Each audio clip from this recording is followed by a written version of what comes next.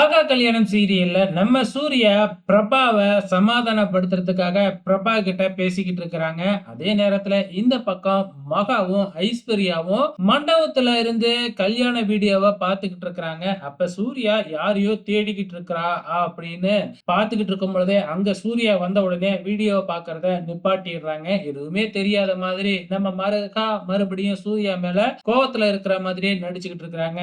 இதுக்கு அப்புறம் நம்ம மகாவும் ஐஸ்வர்யாவும் வருண கூப்பிட்டு விசாரிக்கிறாங்க.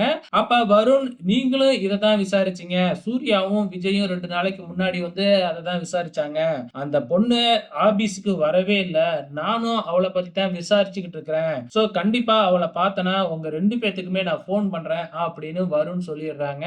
அப்ப சூர்யா சொன்னது எல்லாமே வந்து உண்மைதானாட்டுக்கு. அப்ப அந்த பொண்ணு தான் ஏதோ பண்ணியிருக்கு அப்படின்னு நம்ம மகாவுக்கு புரிய வருது. இருந்தாலும் ஃபுல்லா உண்மை எல்லாமே நிரூபிச்சதுக்கு அப்புறம் தான் நான் சூர்யாவை நம்புவேன் அப்படின்னு மகா ஐஸ்வர்யா கிட்ட சொல்லிக்கிட்டு இருக்காங்க. இந்த பக்கம் சித்ரா தேவி வேணும்னே நம்ம கோடீஸ்வரிக்கு போன் போட்டு லோன் வேணுமா அப்படி இப்படின்னு கிண்டல் பண்ணிக்கிட்டு இருக்காங்க. நம்ம கோடீஸ்வரிக்கு மனசு ரொம்பவுமே வலி எடுக்க ஆரம்பிச்சிருச்சு இதெல்லாம் கேட்ட உடனே. வேணும்னே இப்படி பண்ணிக்கிட்டு இருக்காங்க அப்படின்னு சொல்லிட்டு இந்த பக்கம் நம்ம சூர்யா நேரா கௌதம் கிட்ட போயிட்டு கௌதமோட ரியாக்ஷன் என்ன அப்படின்னு தெரிஞ்சுக்கிறதுக்காக ஆபீஸ பத்தி விசாரிக்கிறாங்க.